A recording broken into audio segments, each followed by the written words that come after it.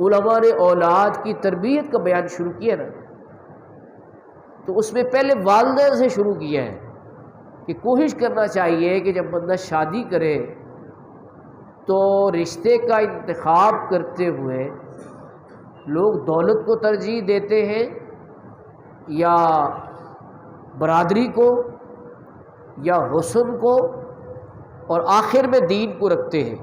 فرمایا تم دین کو ترجیح دو، حدیث پاک میں تم دین کو ترجیح دو، علیکم بذات الدین، تم دین کو ترجیح دو۔ ایک اور روایت کا مفہوم ہے کہ تم دین کو ترجیح دو گے، دینداری کو پریفر کرو گے، اللہ تعالیٰ تمہیں باقی چیزیں بھی عطا فرما دیں گے۔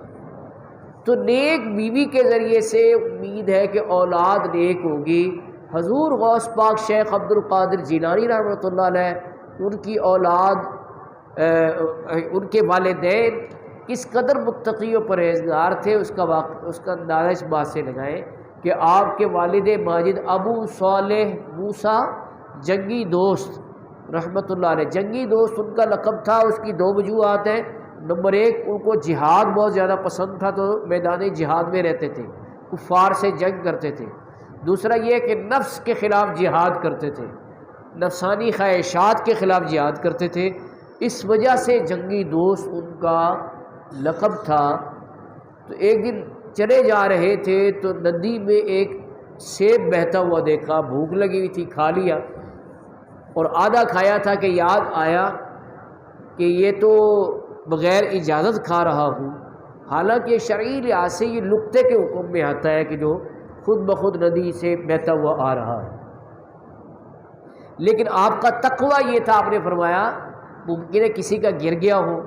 ایک تو یہ ہے کہ کسی باغ سے گرا ہے جس کے شاخیں ندی کے اوپر تھی، تو تلاش کرتے کرتے باغ تک پہنچ گئے اور باغ کے مالک حضرت عبداللہ صومعی سے عرض کیا کہ جناب میں نے ایک سیب کھا لیا ہے بغیر اجازت، تو آپ سے معافی مانگنے کے لیے آیا ہوں۔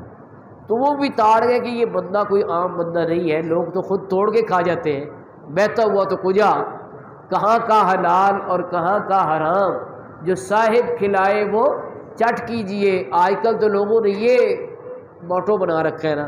اور یاد رکھیں کہ حدیث پاک میں ہے ایک بندہ جس کے بال بکھرے ہوئے ہیں اور جس کے کپڑے پھٹے ہوئے ہیں، جو مسافر ہے، یعنی یہ تینوں حالتیں اس بات کی متقاضی ہے کہ اللہ تعالیٰ اس پہ رحم فرمائے۔ ایک تو مسافر ہے، دوسرا غریب ہے، تیسرے اس کے کپڑے پھٹے ہوئے، چوتھا اس کے بال بکھرے ہوئے، یعنی بڑی عاجزی اور درماندگی والی حالت ہے۔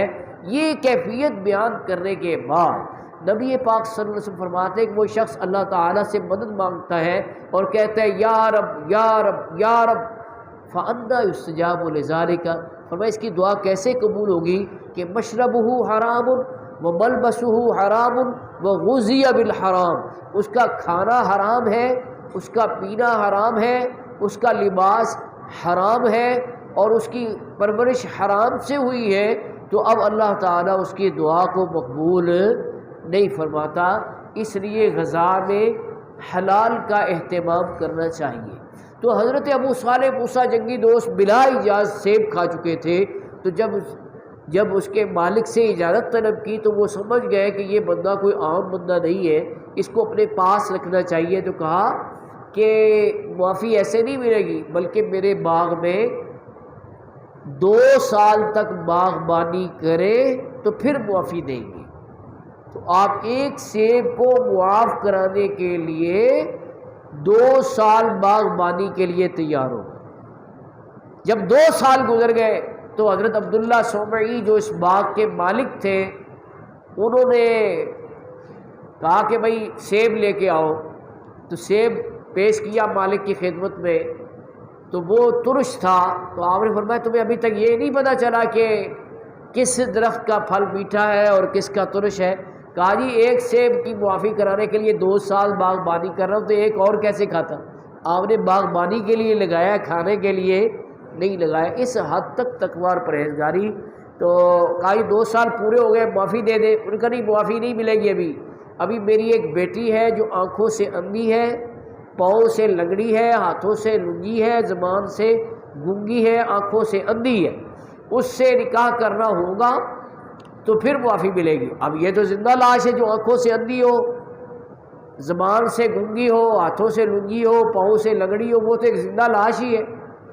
تو سیب کی معافی کرانے کے لیے آپ اس نکاح پر بھی تیار ہو گئے، نکاح ہو گیا، اور جب اپنی دلہن کے پاس پہنچے تو اس کو بالکل صحیح و سالم پایا تو سمجھے کہ یہ کوئی اور خاتون باہر آ گئے۔ باہر جو سسر تھے اور باغ کے مالک تھے حضرت عبداللہ صومعی، وہ کھڑے تھے۔ انہوں نے کہا کہ ابھی کیا ہوا؟ انہوں نے کہا جی یہ تو کوئی اور خاتون ہے۔ کہا نہیں یہی تمہاری بیوی ہے۔ انہوں نے کہا آپ نے تو کہا تھا آنکھوں سے اندھی ہے، یہ سارے اوصاف بیان کیے۔ تو حضرت عبداللہ صومعی نے کہا کہ میں نے کہا تھا آنکھوں سے اندھی ہے کہ آج تک کسی غیر محرم مرد پر اس کی نگاہ نہیں پڑی۔ زبان سے گنگی ہے، کیا مطلب کہ غیبت، جھوٹ، چغلی، گالی، فحش گوئی، یہ گناہ اس کی زبان سے سرزد نہیں ہوئے۔ کانوں سے بہری ہے، کیا مطلب ہے کہ اس نے کوئی غیبت کسی کی نہیں سنی، کوئی گالی نہیں سنی، کوئی غلط بات نہیں سنی۔ ہاتھوں سے لنگی اس معنی میں کہ ہاتھوں سے کوئی خلاف شرع کام نہیں کیا۔ پاؤں سے لنگی اس معنی میں ہے کہ کسی خلاف شرع کام کے لیے گھر سے چل کر نہیں گئی۔ تو حضرت ابو صالح موسیٰ جنگی دوست نے اس پہ اللہ کا شکر ادا کیا کہ اللہ تعالیٰ نے ایسی نیک بیوی عطا فرمائی ہے۔